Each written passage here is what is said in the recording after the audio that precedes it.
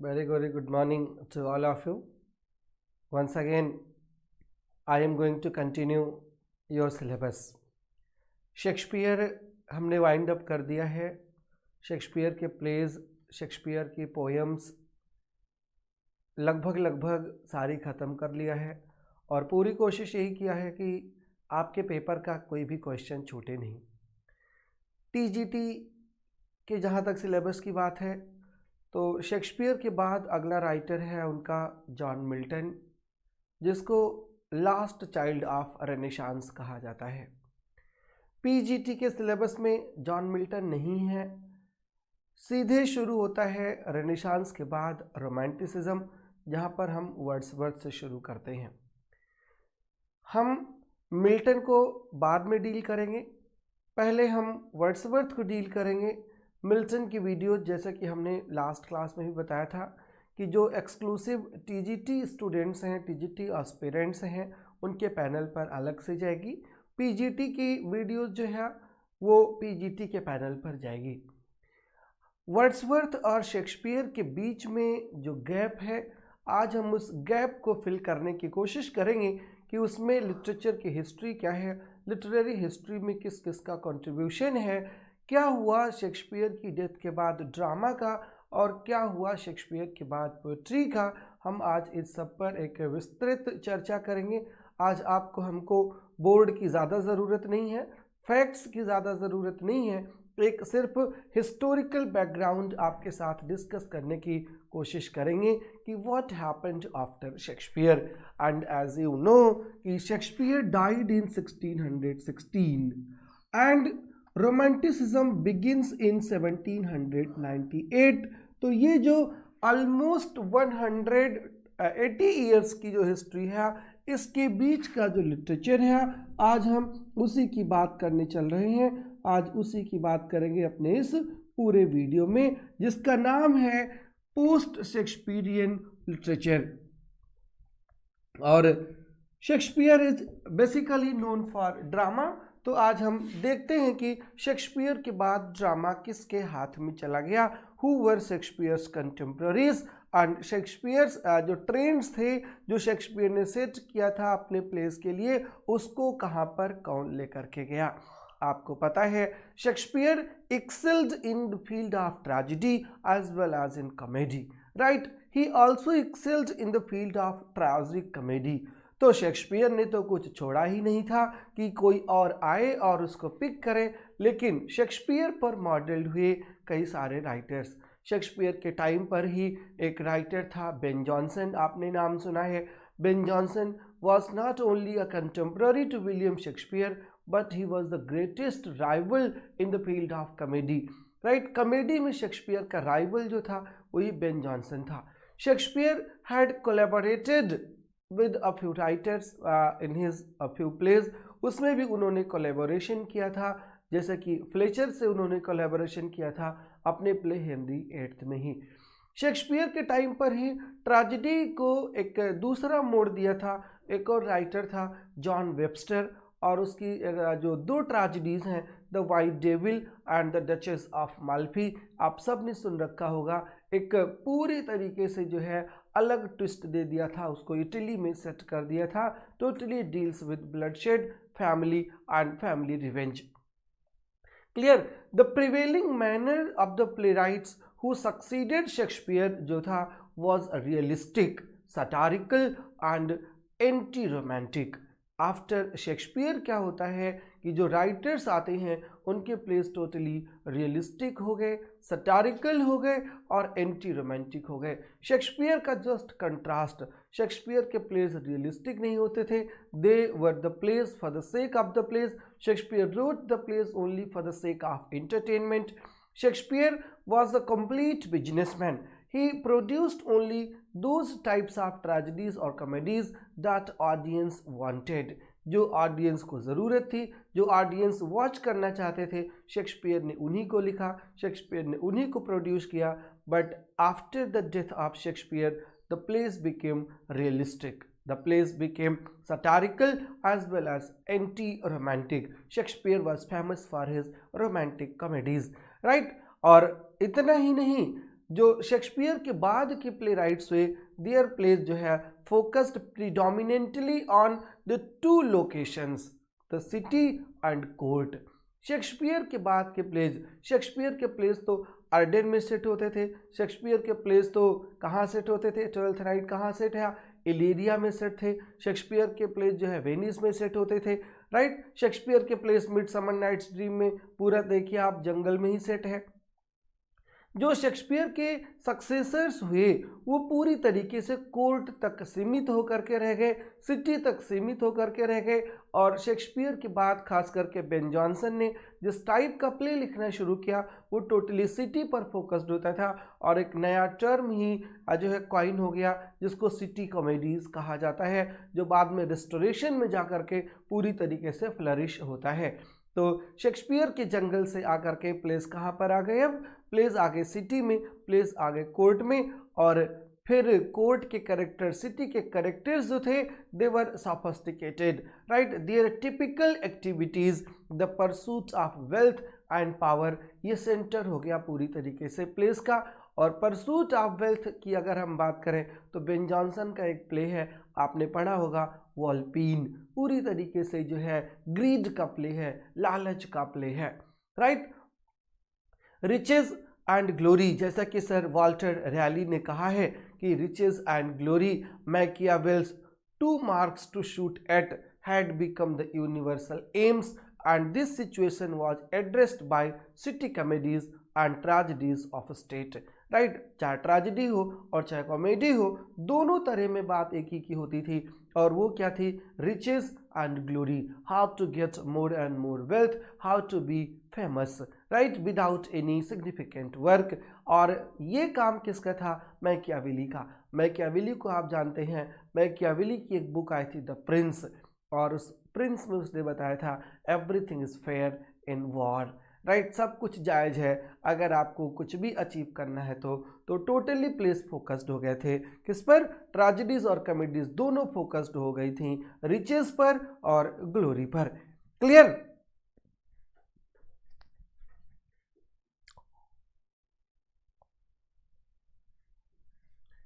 और दूसरी तरफ देखें, on the one hand in the works of जो शेक्सपियर के कंटेम्प्रेरीज हैं, जैसे कि टॉमस डेकर हैं, जैसे कि जॉन हेवुड, टॉमस हेवुड हैं, जॉन डे हैं, सैमुअल राउली हैं और others, the old tradition of festive comedy जो था वॉज रीओरिएंटेड, उन्होंने उसको रीओरिएंट किया toward the celebration of confidence in the dynamically expanding commercial metropolis.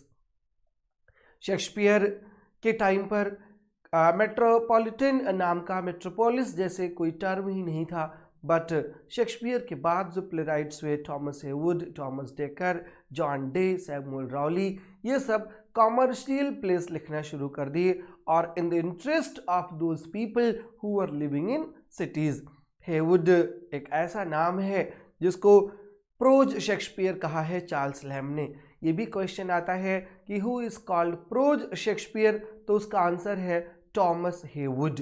Thomas Heywood is called prose Shakespeare and he जो है रोट ऑलमोस्ट 200 प्लेज। एक बार net में ये भी क्वेश्चन आया था कि who has his hand in more than 200 plays, तो उसका आंसर है टॉमस हेवुड।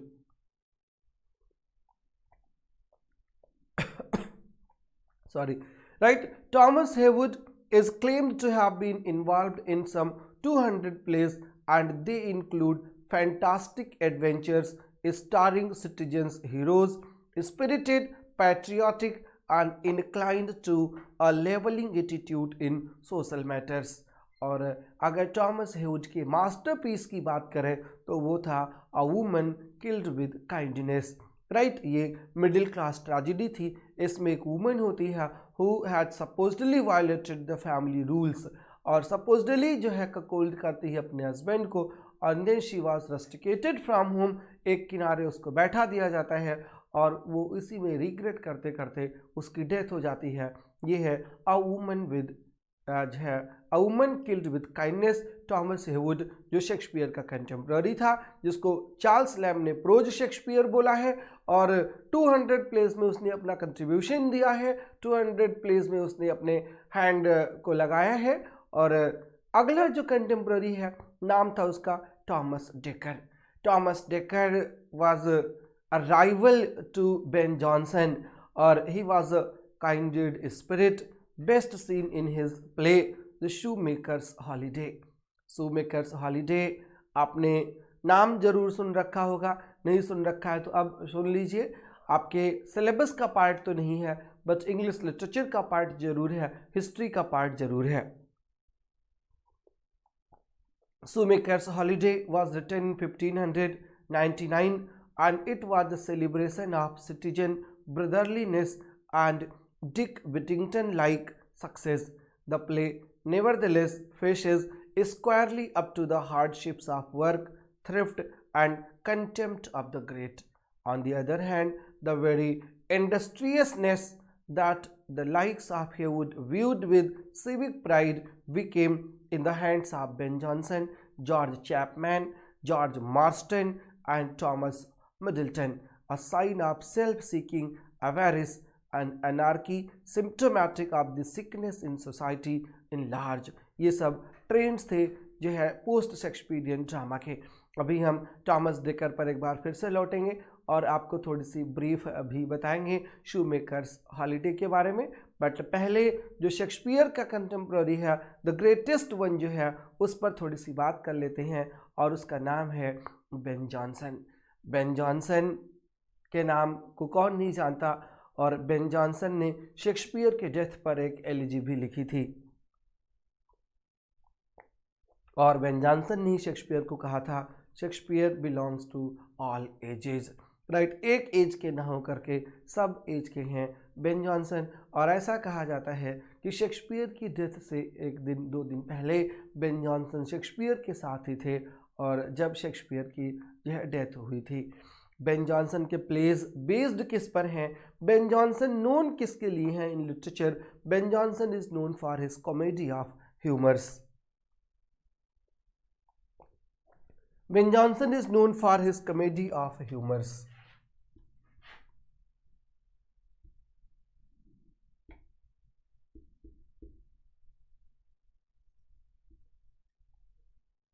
ह्यूमर क्या होता है? एक तो आप ह्यूमर जानते हैं कि ह्यूमर एक एंटरटेनमेंट होता है, ह्यूमर का मतलब होता है मजाक। बट बेन जॉनसन का जो ह्यूमर है it was a bit different, right. Ben Jonson का जो ह्यूमर है, बेन जॉनसन की जो प्लेज हैं they are based on 4 humours of medieval physiology, और वो 4 humours are the bodily fluids that were held to influence personality और temperament. Our body के अंदर जो है there are 4 types of liquids, और वो लिक्विड्स हमारे बॉडी को, हमारे पर्सनालिटी को, हमारे टेम्परामेंट को डिसाइड करते हैं। और they are driven by their unchangeable personalities and tend to avoid interactions. और वो हैं कौन कौन से? एक्चुअली ह्यूमर का मतलब क्या होता है? Humour the term has been derived from Latin, Latin से डिराइव्ड किया गया है। और लैटिन में जो वर्ड है वह उमर, UMOR।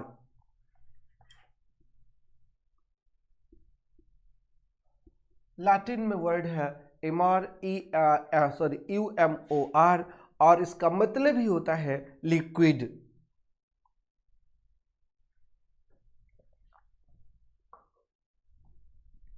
उमर का मतलब होता है liquid and it uses in the medieval and renaissance medical theory that human body health a balance of 4 liquids. Medieval physiology माना जाता था और 4 लिक्विड्स आर 4 ह्यूमर्स, और वो हैं blood, flame, yellow bile and black bile, right. लिख देता हूं नाम, ब्लड, फ्लेम,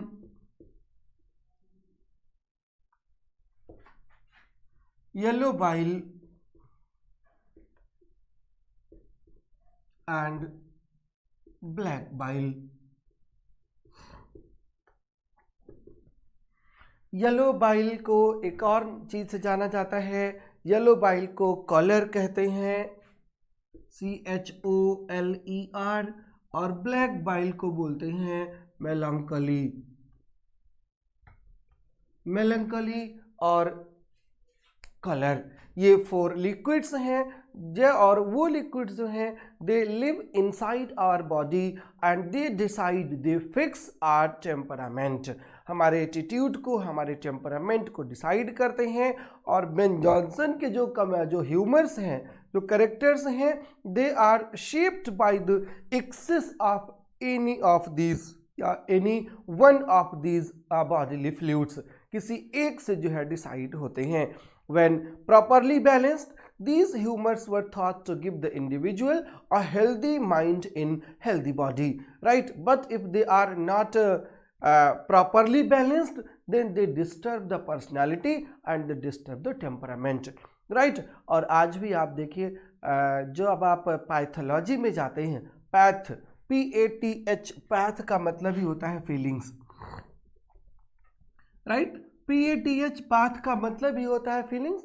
और जब भी आप पैथोलॉजी में जाते हैं तो क्या करता है वो, आपके बॉडी से उन्हीं लिक्विड्स को निकालता है और in the form of urine और स्टूल और या ब्लड, और फिर उसको टेस्ट करता है और टेस्ट करके एग्जामिन करके बता देता है कि आपके बॉडी में किस चीज़ की डिफिशियंसी है, और उसी डिफिशियंसी के अकॉर्डिंग जो है मेडिसिन प्रिस्क्राइब कर दी जाती है कि आप ये ले लें तो आपका ये पूरा हो जाएगा। मतलब अगर उनमें से किसी की कमी है तो आपका स्वास्थ्य गड़बड़ हो जाता है, और जहाँ स्वास्थ्य गड़बड़ होता है वहाँ एटीट्यूड और टेम्परामेंट अपने आप गड़बड़ होने लगता है। ये पूरी मेडिकल फिजियोलॉजी है, और बेन जॉनसन ने उसे मेडिकल फिजियोलॉजी पर जो है प्लेस बेस करना शुरू किए थे, जिसके अंदर कलर की एक्सेस है। कलर का मतलब येलो बाइल। वो कैसा कैरेक्टर होगा, कलर जो है एक्सेस जो है मेड अ पर्सन कलरिक और इरिटेबल, जिसके अंदर कलर की एक्सेस है, येलो की एक्सेस है, वो इरिटेबल हो जाएगा, इरिटेटिंग हो जाएगा वो, राइट? बाइल जो है वो इरिटेटिंग कैरेक्टर उसको बना देगी। जिसके अंदर ब्लैक बाइल ज़्यादा है वो उस आदमी को पूरी तरीके से निगेटिव बना देगी, पेसिमिस्टिक बना देगी।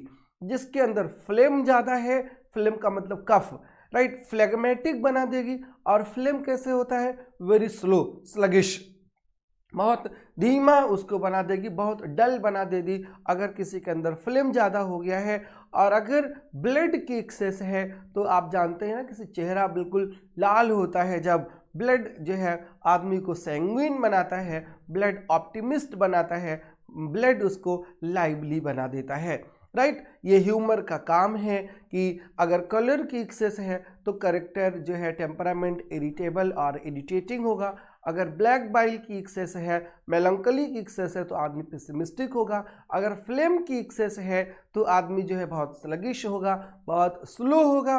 और अगर उसके अंदर ब्लड की एक्सेस है तो बहुत सैंग्विन होगा, बहुत लाइवली होगा, right? Humour this came to mean an idiosyncrasy, eccentricity और ऑडिटी ऑफ कैरेक्टर, राइट? अगर ह्यूमर की एक्सेस हो गई तो आदमी इडियोसिंक्रेटिक हो जाएगा, एक्सेंट्रिक हो जाएगा, और he will start behaving in a very strange way, very odd way. और इसी पर प्लेस लिखे थे बेन जॉनसन ने, every man in his humour and then every man out of his humour.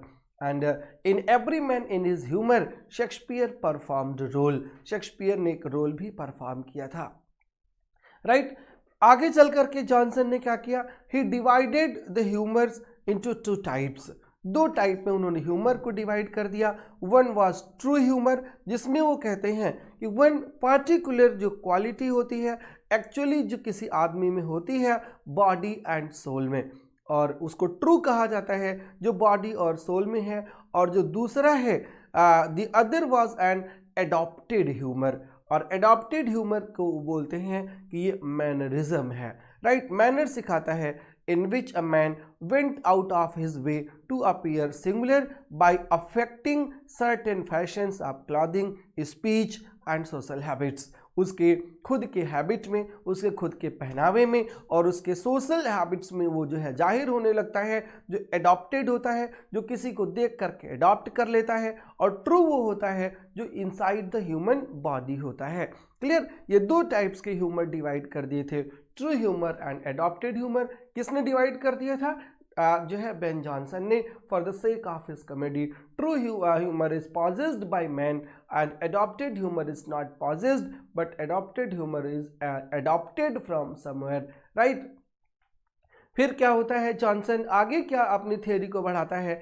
Johnson began as a self appointed social legislator, right. अभी Shakespeare was writing for entertainment और यहाँ पर बेन जॉनसन ने क्या काम शुरू कर दिया, ही जो है अपने आप को डिक्लेयर क्या कर दिया कि वो सोशल लेजिस्लेटर है, socially conservative but intellectually radical है, outraged by societies given over to inordinate appetite with egotism and ambitious through his mammoth learning to establish himself as the privileged artist, the fearless and faithful mentor and जो है champion or companion to kings, but he was ill at ease with a court inclined in its mask to prefer flattery to judicious advice। खुद को legislator declare करता है और society को manner बताना शुरू करता है कि how should they behave, how should they not behave. तो इस तरीके से वो सोशल लेजिस्लेटर बनने की कोशिश करता है। जॉनसन वाज हाईली एजुकेटेड और हाईली एजुकेटेड का रिजल्ट ये हुआ कि he started following the rules prescribed by Aristotle for tragedies and for comedies. Johnson के अकॉर्डिंग जो है a tragedy should be either a tragedy और कॉमेडी शुड बी जो है कंप्लीट कॉमेडी। अ ट्रेजेडी या a play should not intermingle both the tragic as well as comic elements. उसको intermingle नहीं करना चाहिए, उसको बिल्कुल सिंगुलर होना चाहिए। और इन्होंने क्या किया कि he strictly followed the concept of 3 unities, time place और एक्शन को इसने फॉलो करना शुरू किया, जो कि कौन नहीं करता था, जो कि शेक्सपियर ने बिल्कुल नहीं किया था। वो काम करना शुरू कर दिया बेन जॉनसन ने। क्लियर। बेन जॉनसन के जो प्लेज हैं जैसे कि वॉल्पीन, जो एक थिएट्रिकल ब्रिलियंस बन करके आया था और वो किसी एक दो नहीं पूरे प्ले में जितने हैं सारे विलेन ही हैं, राइट। वॉल्पीन का एक और टाइटल था वॉल्पीन द फॉक्स, राइट। और the play appeared in 1606। A theatrical brilliance of the villain easily eclipse the sordid legacy, right hunters whom he deceives। और एक प्ले है उसका एपिसीन। एपिसीन में क्या होता है, एक नॉइजी फार्स है, एक करेक्टर होता है मोडेस और he is an aged man but finally he wants a wife, और वो वाइफ के चक्कर में जो है पूरा प्ले चलता रहता है। फाइनली ऐसा हमको बाद में पता चलता है कि he was cheated by his own nephew. और एपिसीन की सब टाइटल होती है the silent woman. He was in search of a silent woman to be his wife, और साइलेंट वुमन उसको मिलती नहीं है और उस साइलेंस के चक्कर में जो है अपना घर बनवाता है at the end of the road, और वहाँ पर वैक्यूलर पैसेज नहीं है, कोई गाड़ी आ जा नहीं सकती। घर में बहुत मोटे कालीन बिछवाए हैं ताकि कोई आए तो नॉइज ना हो, बूट पहन कर आना अलाउ नहीं है। और एक दिन एक सर्वेंट आ जाता है and he was instantly dismiss कर देता है, और फिर भी सोचता है कि उसकी वाइफ आए जो बिल्कुल साइलेंट हो। ऐसा तो पॉसिबल ही नहीं है। अपने नेफ्यू से कहता है जो उसका हेयर होने वाला है कि उसको हेयर ना देना पड़े, उसको अपनी प्रॉपर्टी, शादी कर ले। तो उसका जो नेफ्यू है वो और एक सर्वेंट है नाम है कटबियर्ड, दोनों मिलकर उसकी शादी करवा देते हैं। और शादी से वो तुरंत परेशान हो जाता है, कोर्ट जाता है कि जाकर के डिवोर्स ले ले। कोर्ट डिवोर्स से मना कर देती है, चर्च डिवोर्स से मना कर देता है, और फिर अपने नेफ्यू से कहता है कि मुझे इसको छुटकारा दिलाइए। नेफ्यू शर्त रख देता है कि मुझे 500 पाउंड पर ईयर चाहिए और आपकी डेथ के बाद आपकी पूरी प्रॉपर्टी, अगर आप ऐसा करें तो मैं आपको छुटकारा दिला सकता हूँ। मोरेस को लगता है कि जो काम कोर्ट और चर्च नहीं कर पाए वो ये क्या कर देगा, लेकिन वो कर दिखाता है। कर कैसे दिखाता है कि जिससे शादी कराया था वो एक्चुअली कोई लड़की नहीं बट एक लड़का था, राइट। यही है द साइलेंट वुमन। और उसकी ट्रेजेडी क्या हो गई, कॉमेडी उसकी ये हो गई हमारे लिए, आपके लिए उसका एक्सेसिव ह्यूमर कि वो एक जगह पर फोकस्ड था कि he wanted to avoid noise, right. इसलिए इसको नॉइज फार्स कहा जाता है। और फिर एक प्ले है जो है बेन जॉनसन का द एल्केमिस्ट, एक प्ले है द बार्थोलोम्यू फेयर, और 2 प्ले था उसका जो है सिजनेस जो है कंप्लीट ट्रेजेडी है। क्लियर। जॉनसन के बाद जो जॉनसन के सक्सेसर्स हुए, Johnson successors in the city comedies, उसमें नाम है फ्रांसिस ब्यूमॉन्ट का। और प्ले जो है फ्रांसिस ब्यूमॉन्ट का the night of the burning पेसल 1607 में आया था। और ये काम क्या करता है, इट जो है क्या कहेंगे उसको, amusingly insults the citizenry while ridiculing its taste for romantic plays. Romantic plays के टेस्ट को सटायर जो है करना शुरू कर देता है। जॉन मार्स्टन आता है, फिर John Marston adopts show sharp a satirical tone that his comic plays frequently border on tragedy। लिखता तो वो कॉमेडी है बट इतना सटायर होता है कि वो ट्रेजेडी के नज़दीक पहुंच जाता है। और all values are mocked by Marston's bitter and universal scepticism. Right, उसका जो स्केप्टिसिज्म है वो जो बहुत हावी हो जाता है। हिज सिटी कॉमेडी जो उसकी हैं, जैसे कि एक प्ले है द डच कॉर्टिजन जो 1605 में आया था। Right, the play is set in London and explores the pleasure and perils of libertinism. Right, his tragic comedy है, उसकी नाम है Malcontent, 1604 में आई थी। और Malcontent is known for its wild language and sexual and political disgust। इन चीज़ों के लिए जो है political disgust, sexual disgust के लिए जानी जाती है। मार्स्टन ने क्या किया, Marston cuts the audience adrift from the moorings of reason by dizzying interplay of parody and seriousness. Parody और सीरियसनेस को शुरू कर देता है Marston. Only in the city comedies of Thomas Middleton was Jonson's moral concern with greed and self ignorance bypassed। For Middleton presents the pursuit of money as the sole human absolute and buying and selling, usury, law and the wooing of rich widows as the dominant modes of social interaction।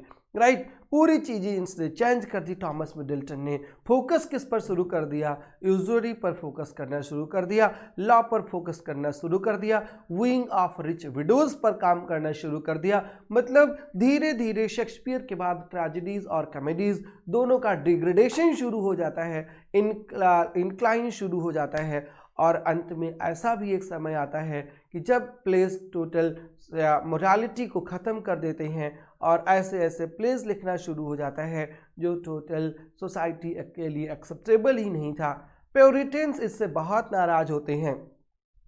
प्योरिटन्स एक ऐसा sect था, religious sect था society का, कि they sought purification in all spheres of life. और उनके लिए इतने sexually disgusting place, sexually abusive place बिल्कुल भी पार्टनेबल नहीं थे। और इसलिए उन्होंने कोशिश करना शुरू कर दिया कि किसी तरीके से प्लेस लिखना बंद करवाया जाए। और ऐसे ऐसे प्लेज आना शुरू हो गए जो पूरी तरीके से फेमिनिन के खिलाफ होते थे। जैसे एक प्ले का भी हमने आपको नाम बताया, अ वुमन किल्ड विद काइंडनेस। एक प्ले और आया था, नाम था उसका विमेन बिवेयर विमेन। और एक प्ले ऐसा भी था जिसमें भाई और बहन की इंसेस्ट को ही शो किया गया था। और जो भाई और बहन की इंसेस्ट थी उसके वजह से भी बहुत बड़ा वो रीज़न बना कि 1642 में जाकर के प्लेस को, थिएटर्स को ही क्लोज करवा दिया प्योरिटन्स ने, इसी पॉलिटिकल और अब्यूसिव ग्राउंड पर, मोरल ग्राउंड पर। John Ford, Philip Massinger, Richard Brome, ये सब प्ले राइट्स हैं और जो है शेक्सपियर के बाद के, और शेक्सपियर के बाद के, बेन जॉनसन के बाद के। और जिसकी बात अभी मैं आपको कर रहा था जिसमें एक इंसेस्ट को शो किया गया था, उस प्ले का नाम था it's pity she is a whore. Right, it's pity she is a whore, WHORE, 1633 में आया था। A seemingly typical middle class family is destroyed by the discovery of incest. Clear, INCEST, incest होता है, meaning search जो है search कर लीजिएगा। फिर एक प्ले आता है और नाम होता है the broken pressure. Right, in the broken heart, sorry नाम होता है 1633 में ही। A courtly society collapses under the pressure of hidden political melodies. Right, एक प्ले फिर आता है, नाम होता है द रोमन एक्टर। और एक प्ले है अ न्यू वे टू पे ओल्ड डेट्स, 1625 में। पब्लिश हुआ था और ये प्ले जो है सटराइज करता है the behaviour and outlook of the provincial gentry का, राइट, जेंट्री का। तो इस तरीके से धीरे धीरे प्ले डिक्लाइन हुआ। 1642 में जाकर के प्लेज टोटली बंद हो जाता है, थिएटर्स क्लोज हो जाता है। और इस पर भी क्वेश्चन आता है, बहुत इंपॉर्टेंट क्वेश्चन है कि when was the theatre closed, theatres close कब हुआ था? तो इसका आप आंसर लगाएंगे 1642 में, 1642 में। और एक और रीज़न, एकमात्र रीज़न यही नहीं था कि लैंग्वेज अब्यूसिव हो गई थी, थीम इंसेस्ट तक पहुंच गई थी, या ये रीज़न नहीं था, बट एक और रीज़न वहाँ से शुरू होता है, वो सिविल वॉर का।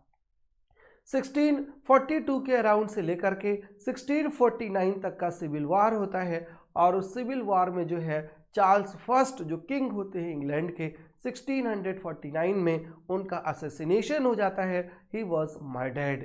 और मर्डर के बाद ओलिवर क्रॉमवेल एक मिलिट्री डिक्टेटर होता है और he took the throne in his hand. तो 1649 से लेकर के और 1660 तक का जो पीरियड है, इस पीरियड को कॉमनवेल्थ पीरियड कहा जाता है, इसको इंट्रेगनम कहा जाता है। और 1642 से लेकर के 1660 तक कोई भी प्ले परफॉर्म नहीं हुआ था ऑफिशियली। हाँ, एक प्ले 1656 में जरूर परफॉर्म हुआ था और उस प्ले का नाम था the siege of Rhodes. The siege of Rhodes William Davenant का प्ले था और ये बेसिकली प्ले ना होकर के एक ओपेरा था। ओपेरा क्या होता है? Opera is a musical play.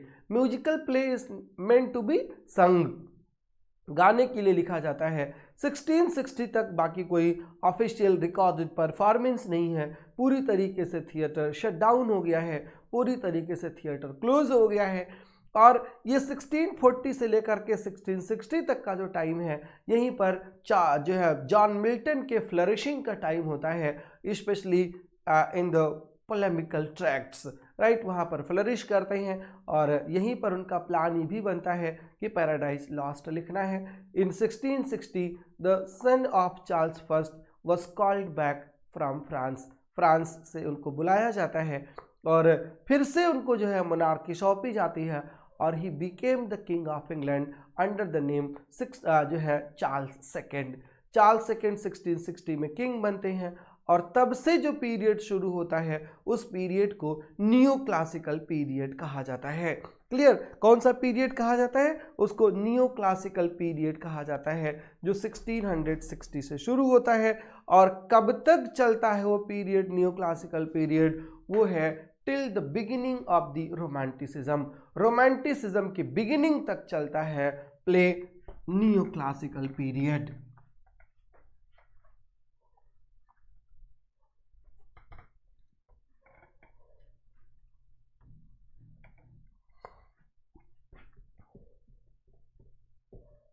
Marker दे रहा,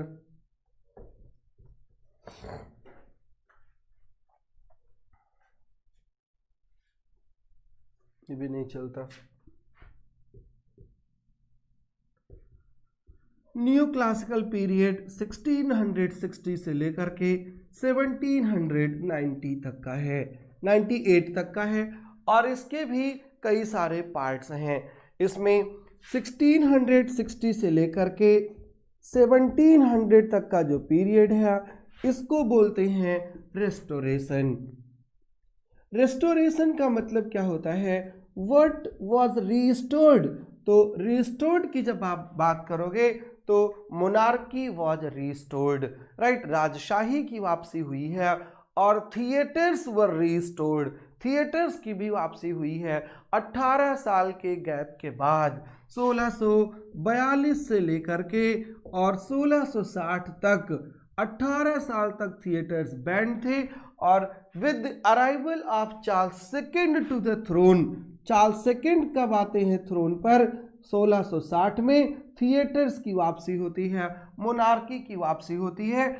और इस पीरियड में सबसे जो फ्लुएंट राइटर है उसका नाम था जॉन ड्राइडन। और इसलिए इस पीरियड का नाम एक और भी है, जिसको एज ऑफ ड्राइडन कहा जाता है, राइट, एज ऑफ ड्राइडन भी इसी को कहा जाता है।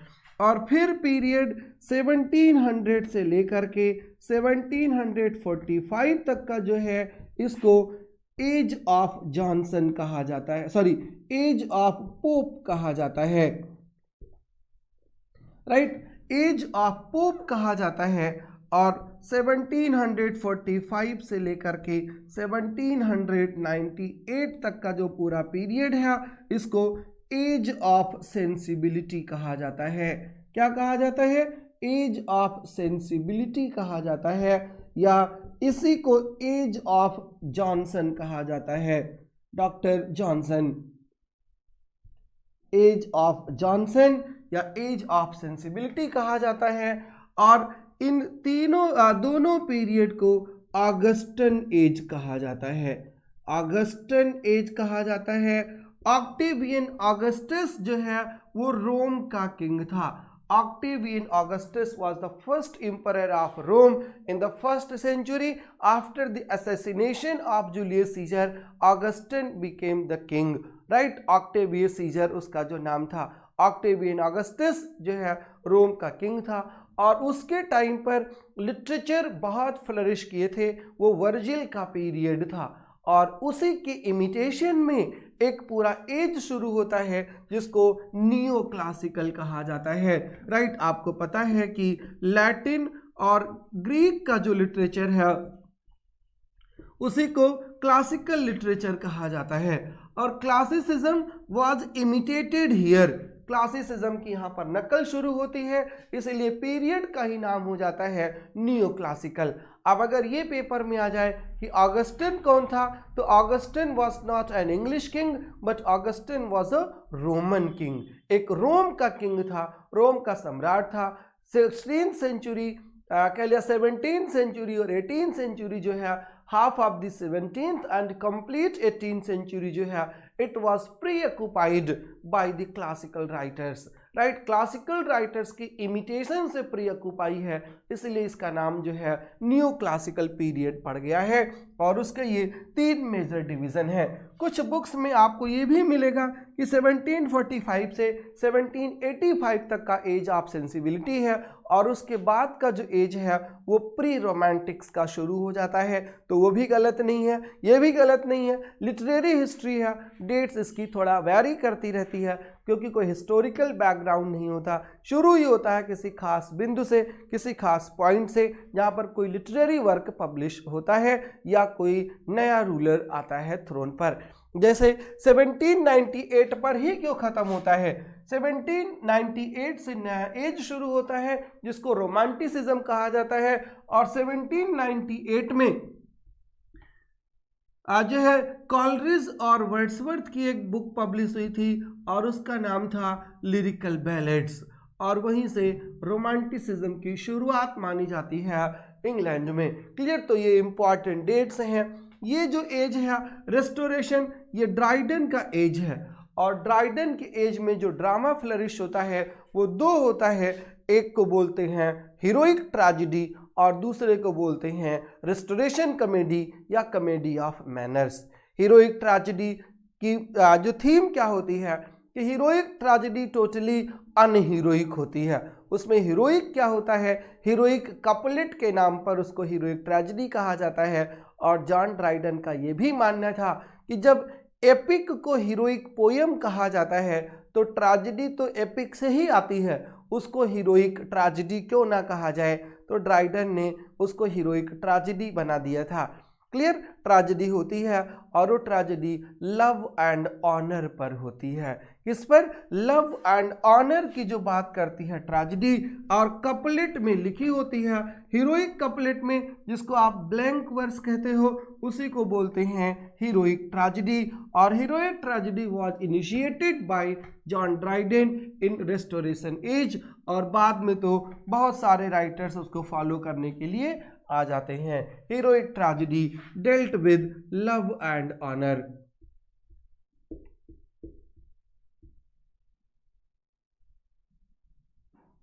राइट, लव एंड ऑनर ये हीरोइक ट्रेजेडी की थीम्स होती हैं, नोट कर सकते हैं अगर आपको ज़रूरत हो। और लव एंड ऑनर के बाद जो लैंग्वेज जो डायलॉग होता है वो बम्बास्टिक डायलॉग्स। बम्बास्टिक डायलॉग्स का मतलब है क्या, बड़ी बड़ी स्पीचेस। बम्बास्टिक डायलॉग्स होते हैं love and honour, bombastic dialogues, ये मेन थीम है हीरोइक ट्रेजेडी की। और यहाँ पर जो डेथ जनरली अवॉइड ही कर दी जाती है। और जनरली अवॉइड क्यों कर दी जाती है, क्योंकि जो रेस्टोरेशन लिटरेचर है वो पूरी तरीके से फ्रेंच लिटरेचर से प्रभावित था। और फ्रेंच लिटरेचर से प्रभावित क्यों था, क्योंकि चार्ल्स सेकंड के साथ बहुत सारे लोग चले गए थे France after the assassination of Charles first. और जब चार्ल्स सेकंड आता है तो उनके साथ वो आ जाते हैं। चार्ल्स सेकंड जो है he was specially interested in French tragedies and French comedies. तो जो लिटरेचर शुरू होता है वो उन्हीं के अकॉर्डिंग शुरू होता है, राइट। हीरोइक ट्रेजेडीज और कॉमेडी में जो शुरू होता है वो comedy of manners. Comedy of manners का एक बहुत पॉपुलर नाम और है, इसको बोलते हैं आर्टिफिशियल कॉमेडी। आर्टिफिशियल कॉमेडी या इसी को कहा जाता है रेस्टोरेशन कॉमेडी। रेस्टोरेशन एज है इसलिए नाम एक रेस्टोरेशन कॉमेडी भी है। और जैसे कि नाम से ही बिल्कुल क्लियर है कि ये आर्टिफिशियलिटी शो करती है। किस क्लास की, ये जो हायर क्लास है, हायर क्लास की आर्टिफिशियलिटी शो करती है। हायर क्लास की आर्टिफिशियलिटी, जो सोफिस्टिकेटेड क्लास है उसकी आर्टिफिशियलिटी को शो करती है, right. Comedy of manners achieved greater distinction, और डिस्टिंक्शन कम, शेम ज्यादा अचीव करती है। It reflected the true spirit of the time. As I told you कि Charles II lived in France for the 12 years after the assassination of his father and he was interested in French literature। तो French literature से चीज़ें वो उधार ले आए थे और उसी को जो है इम्प्लीमेंट किया गया पूरे लिटरेचर में, चाहे वो ट्रेजेडी हो, चाहे वो कॉमेडी हो, चाहे वो सटायर हो। और कॉमेडीज जो हैं बेसिकली उनकी जो थीम होती थी वो थी लव, और लव के साथ इंट्रीग। और इंट्रीग क्या होता है, चालाकी, राइट। और डायलॉग्स जो थे कॉमेडीज के witty dialogues, means they were not the natural expression of the characters but they were witty, they were made witty. Witty का मतलब आप समझते होते हैं वाक्पटुता। और manners and morals of the society जो था इसको रिफ्लेक्ट कर रही थी artificial comedies. Artificial culture of the sophisticated society की बात कर रही थी। और ड्राइडन ने शुरुआत भी की थी इसकी कॉमेडी ऑफ मैनर्स की, एक प्ले लिखा था a wild gallant, right. Wild gallant जो है फर्स्ट प्ले था जॉन ड्राइडन का, और वहीं से कॉमेडी ऑफ मैनर्स की शुरुआत होती है। रेस्टोरेशन पीरियड अपने सटायर्स के लिए भी जाना जाता है, और रेस्टोरेशन पीरियड जाना जाता है किसके लिए, एडॉप्टेशन ऑफ शेक्सपियर्स प्लेस के लिए। विलियम डेवनेंट, जॉन ड्राइडन, ये दो मेन थे जिन्होंने शेक्सपियर के प्लेस को एडॉप्ट किया था। नॉहम टेट भी इसी पीरियड का है जिसने शेक्सपियर के किंग लियर को ट्रैजिक एंडिंग से कॉमिक एंडिंग में चेंज कर दिया था। डेवनेंट और जॉन ड्राइडन ने मिलकर के द टेम्पेस्ट की रीराइटिंग कर दी थी। और जॉन ड्राइडन ने शेक्सपियर का एक प्ले था एंटनी एंड क्लियोपैट्रा, उसकी रीराइटिंग करी थी, और उसकी रीराइटिंग करके नाम रख दिया था ऑल फॉर लव, राइट। तो ये वो पीरियड है जहाँ पर प्ले अपने पीक पर तो पहुँचता है, और एज के क्लोज होते होते प्लेज एंड पर भी जो है प्लेज एंड भी हो जाते हैं। और एंड इसीलिए हो जाते हैं कि जो कॉमेडीज़ थी, चाहे वो the way of the world की बात हो, चाहे वो लव इन अ टब की बात हो, चाहे वो मैलकंटेंट की बात हो, ये सारे प्लेज जो थे पूरी तरीके से सेक्सुअलिटी पर, इंट्रीग पर, लव पर, चीटिंग पर, ककोल्डिंग पर बेस्ड होते थे, और सोसाइटी के कस्टम्स को शो करना चाहते थे। They wanted to improve, reform the society through their comedies, but they were complete failure. Satire के फील्ड में जॉन ड्राइडन ही एक बहुत बड़ा नाम है। ड्राइडन ने एक लिखा था अब्सलम एंड अकिटोफल, जो कंप्लीट पॉलिटिकल सटायर है, और ड्राइडन का एक और सटायर उसी समय आया था, नाम था मैकफ्लैक्नो, जिसमें उसने अपने कंटेम्प्रेरी पोएट को ही सटराइज किया था और उसको बताया था कि he is the Prince of dullness, right. तो हेयर ऑफ डलनेस उसको बताया था। सटायर का यही पीरियड है और इतना जो है इमोरालिटी प्लेस में आ गई थी कि by the end of the century एक ऐसा आर्टिकल आया था, एक ऐसा एसे आया था जिससे इन सबको, जितने भी प्रोमिनेंट राइटर्स थे, सबको पनिशमेंट भी मिल गया था। सोसाइटी को जो है पूरी तरीके से अब्यूसिव करने के लिए, डर्टी बनाने के लिए। क्लियर। ये रेस्टोरेशन ड्रामा है। 18th सेंचुरी जब शुरू होती है, जिसको आप बोलते हो ऑगस्टन एज, ये एज पूरी तरीके से कैसा एज होता है? 18th सेंचुरी को age of prose and reason कहा जाता है। Age of prose and reason कहा जाता है किसको? 18th सेंचुरी को। और जो 18th सेंचुरी का लिटरेचर है वो पूरी तरीके से प्रोजाइक लिटरेचर है। प्रोजाइक लिटरेचर इस सेंस में है कि जो राइटर्स पोएट्री भी लिखना शुरू किए, उनकी पोएट्री भी प्रोज में होती थी, ऐसे में होती थी। जैसे हम अलेक्जेंडर पोप की ही अगर बात करें तो अलेक्जेंडर पोप की एक पोएट्री कलेक्शन का नाम है एसे ऑन मैन, एक का नाम है एसे ऑन क्रिटिसिज्म, एक का नाम है मोरल एसेज, राइट। मतलब लिखते तो ऐसे थे बट वो फॉर्म क्या होता था? फॉर्म पोएट्री का होता था। और 18th सेंचुरी की जो पोएट्री है वो पोएट्री पूरी तरीके से कैसी बन गई थी? वो पोएट्री ही पूरी तरीके से प्रोजाइक बन गई थी, रेशनल पोएट्री बन गई थी। जहाँ पर रीजन यूज होने लगता है वो रेशनल पोएट्री हो गई थी। अगर लैंग्वेज की हम बात करें तो लैंग्वेज भी पूरी तरीके से आर्टिफिशियल हो गई थी, मैकेनिकल पोएट्री शुरू हो गई थी। कब? 18th सेंचुरी में। मैकेनिकल पोएट्री का मतलब ये है कि नेचुरलिटी पूरी तरीके से गायब हो गई थी। जहाँ पर रेशनल शुरू हो जाता है वहाँ पर इमेजिनेशन गायब हो जाती है, जहाँ पर फैक्ट शुरू हो जाता है और आर्टिफिशियल लैंग्वेज वहाँ पर जो है जर्मिनेट होना शुरू हो जाती है। और पूरी तरीके से 18th सेंचुरी पोएट्री जो है उसी आर्टिफिशियलिटी के अराउंड जो है रिवॉल्व करती है। और इतना ही नहीं, पूरी पोएट्री जो है वो सिटी पोएट्री हो जाती है, सिटी पोएम्स हो जाती हैं। मतलब they are set in the courts, they are set in the city, not in rural background. और रोमांटिसिज्म जो आता है वो इसी के खिलाफ एक रिवोल्ट होता है। इसी को ही वर्ड्सवर्थ क्या बोलता है? Poetic Dickson.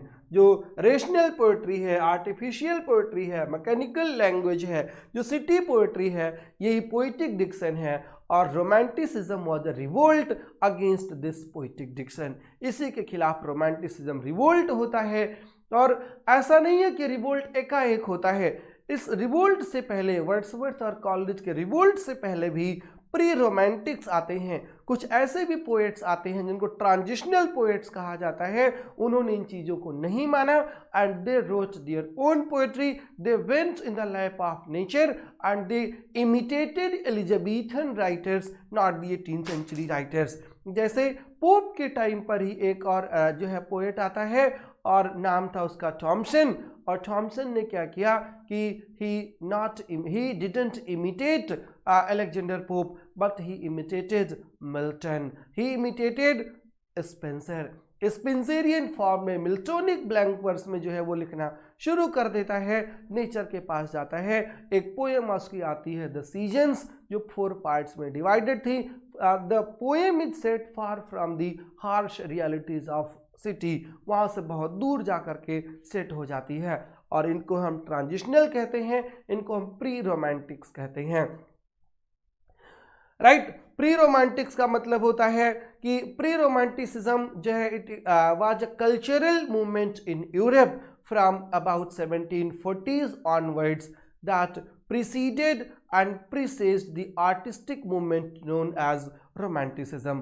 रोमांटिसिज्म का प्रीसेज्ड है, रोमांटिसिज्म का वो प्रीसीडेंस है, वहीं से शुरू होता है रोमांटिसिज्म। और अगर हम चीफ ट्रेंड्स की बात करें प्री रोमांटिक्स की, तो chief among these trends was shift. Shift कहाँ से?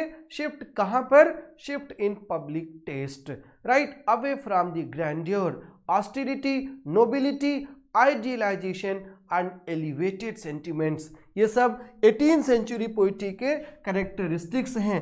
ये तो हमने आपको लिख दिया कि reason, rational, artificiality, mechanical language. इसके अलावा जो बड़े बड़े टर्म्स थे वो थे ग्रैंडियर। ग्रैंडियर का मतलब है बहुत शानदार, हाई फाई तरीके से लिखना। और ग्रैंडियर के बाद नोबिलिटी। नोबिलिटी का मतलब कि poetry that dealt with noble class, aristocratic class, वो नोबिलिटी है। आइडियलाइजेशन मीन्स ये ऐसी पोएट्री है जो प्रैक्टिकल की बात नहीं करती। किसकी बात करती है? आइडियलाइजेशन की बात करती है, आइडियलिज्म की बात करती है। और जो सेंटिमेंट्स हैं वो एलिवेटेड सेंटिमेंट्स हैं, मतलब है कुछ और दिखाया कुछ को गया था। ये 18th सेंचुरी पोइट्री की कैरेक्टरिस्टिक्स हैं। और जो प्री रोमांटिक्स आते हैं वो इन्हीं के अगेंस्ट आकर के खड़े हो जाते हैं। कहाँ पर पहुँच जाते हैं? एलिवेटेड लैंग्वेज की बात ना करके नेचुरल एक्सप्रेशन की बात करना शुरू करते हैं, राइट। हाई फाई बात ना करके कॉमन मैन की बात शुरू करते हैं। और इसलिए वर्ड्सवर्थ आकर के कहता है कि poetry should be written in the language of common man. Common आदमी की भाषा में बात करनी चाहिए। पोएट कौन होना चाहिए? Poet should be a man talking to a man. एक आदमी से बात करे, गैप ना हो आदमी में। 18th सेंचुरी पोएट्री में क्या हो गया था? There was a huge gap, right, gap create कर दिया गया था। न्यू क्लासिकल पोएट्री ने गैप क्रिएट कर दिया था। Clear? More sincere and more natural forms of expression जो है वो आते हैं 18th सेंचुरी के बाद, जिसको आप रोमांटिक कहते हैं। और जो नया इम्फेसिस आया था, partly reflected the taste of the growing middle class. Middle class का ग्रोथ होता है और मिडिल क्लास की ग्रोथ के अकॉर्डिंग पोएट्री शुरू होती है। वो अरिस्टोक्रेटिक सोसाइटी जो थी वो टोटली आर्टिफिशियल हो गई थी और यहाँ पर नेचुरल चीज़ें आकर के शुरू होती हैं, राइट। और नेचुरल चीज़ें जब आती हैं तो इमोशंस का भी एक फ्लो आता है। और जब डेफिनेशन देता है वर्ड्सवर्थ पोएट्री की, तब बोलता है कि poetry is the spontaneous overflow of powerful feelings, emotions recollected in tranquillity. Emotion पर फोकस करना शुरू करता है जो आती है पोएट्री, कौन सी? Romantic poetry. और अगर हम फिलॉसफी की बात करें कि इस पूरे रोमांटिसिज्म के फिलॉसफी के पीछे कौन था, तब उसका नाम है रूसो, राइट। जहां जैक रूसो जिसको कहा जाता है, he was a major intellectual precursor of romanticism, right. And French philosopher था वैसे ये, right, was the French philosopher and writer, right. Writer भी है, उसकी नॉवेल्स भी हैं, उसकी बायोग्राफी भी है। और ही किस पर फोकस किया उसने? He emphasized the free expression of emotion rather than polite restraints in friendship and love, right. किस पर फोकस करना शुरू किया? नेचुरल एक्सप्रेशन पर, राइट। अननेसेसरी फॉर्मल नहीं हो ये लव में और फ्रेंडशिप में, बट जो रियलिटी है, जो फॉर्मेलिटी ना करते हुए आप टोटल इनफॉर्मल रहिए, इस पर फोकस किया। And he rejected aristocratic elegance and recognised the virtue of middle class domestic life. ये काम रूसो का है। And he helped open the public eyes to the beauty of nature, right. ये काम शुरू कर दिया, किसने कर दिया? जॉन जैक रूसो ने। और पूरा रोमांटिसिज्म इसी के इर्द गिर्द घूमता है। किस पर? फ्री एक्सप्रेशन के इर्द गिर्द घूमता है, मिडिल क्लास के इर्द गिर्द घूमता है। और उसके अलावा ब्यूटी ऑफ नेचर जो है ये प्राइम थीम है पूरे रोमांटिसिज्म की। और जो रूसो ने और क्या किया? He introduced a cult of religious sentiment among people, right, who had discarded religious dogma, and he included the belief that moral development was fostered by experiencing powerful sympathies, right. And he also introduced the idea that the free expression of the creative spirit is more important than the strict adherence to formal rules and traditional procedures, right? Free expression is more important than any rules. और Alexander pope क्या कर रहे थे, वो rules ही prescribe कर रहे थे और रूल्स ही फॉलो कर रहे थे। इसीलिए जो 18th सेंचुरी को एज ऑफ प्रोज कहा जाता है। जब आप बहुत रूल्स और रेगुलेशन पर जाओगे, then you can't write a piece of poetry, you will be writing poetry in the format of prose. और इस सब के अगेंस्ट कौन खड़ा होता है, इस सब के अगेंस्ट खड़ा होता है रूसो, और रूसो से ही शुरू होता है रोमांटिसिज्म। रूसो के बाद एक दूसरा फिलोसफर आता है और एक थियरी दे करके जाता है, टैबुला रसा। नाम आपको पता होगा, टैबुला रसा जॉन लॉक की थियरी होती है। और जॉन लॉक ये कहता है कि when a man is born he is totally free, उसका mind blank slate of mind होता है। सोसाइटी उसको करप्ट करना शुरू कर देती है और सोसाइटी करप्ट कर ही देती है। एक और राइटर होता है जिसका नाम होता है गेटे, राइट। और गेटे क्या काम करता है, गेटे पूरी तरीके से new classical trend of drama को रिजेक्ट करता है और क्या करता है, एक नया कन्वेंशन जो है शुरू करता है अपने प्लेस में, और वो होता है एग्जाल्टेड नेचर का, फीलिंग का और ह्यूमन इंडिविजुअलिज्म का, राइट। रोमांटिक पोएट्री जो होती है पूरी तरीके से सब्जेक्टिव पोएट्री हो जाती है। न्यू क्लासिकल पोएट्री जो थी पूरी तरीके से ऑब्जेक्टिव पोएट्री होती है। सब्जेक्टिव और ऑब्जेक्टिव में क्या डिफरेंस होता है, सब्जेक्टिव पोएट्री में the poet rights his own experiences, और ऑब्जेक्टिव पोएट्री में क्या है, the poet composes the experience of others, दूसरे के एक्सपीरियंस को लाता है। 18th सेंचुरी प्रोज की सेंचुरी है, 18th सेंचुरी सटायर की सेंचुरी है। और सटायर लिखना कौन शुरू करता है, सटायर जैसे कि ड्राइडन ने जो शुरुआत की थी, मैकफ्लेक्नो और अब्सलम एंड टॉफल की, मिस्टर अलेक्जेंडर पोप लिखते हैं the rape of the lock. ये मॉक एपिक है, सटायर है। फिर नंबर आता है स्विफ्ट का, स्विफ्ट के कई सारे सटायर्स हैं और सबसे इम्पॉर्टेंट उसमें कौन सा है वो आप भी जानते हैं, गलिवर्स ट्रेवल्स। जब हम रोमांटिसिज्म में आते हैं तो यहाँ पर नेचुरल फ्लो ऑफ एक्सप्रेशन शुरू होता है, इसलिए सटायर्स यहाँ पर ख़त्म हो जाते हैं, पोएट्री बचती है। एसे चार्ल्स लैम लेकर के आते हैं जिनको प्रिंस अमंग एसेस कहा जाता है, और वो भी पूरी तरीके से सब्जेक्टिव होता है। रोमांटिक पोएट्स में आपके सिलेबस में जो है वर्ड्सवर्थ हैं, शैली हैं, कीट्स हैं, और एक एसेइस्ट जो है वो है चार्ल्स लैम। ये आज हमने आपको पूरा ब्रीफ हिस्ट्री कवर करा दिया है। नेक्स्ट क्लास में जब हम आएंगे तो हम रोमांटिक पोएट विलियम वर्ड्सवर्थ को लेकर के आएंगे, विलियम वर्ड्सवर्थ को इंट्रोड्यूस करेंगे, उनके बायो पर चर्चा करेंगे, उनके पोएट्री पर चर्चा करेंगे, थ्योरी ऑफ पोएट्री की बात करेंगे, और थ्योरी ऑफ पोएट्री के बाद जो है हम किसकी बात करेंगे, उनके एक एक इंडिविजुअल पोएम्स की।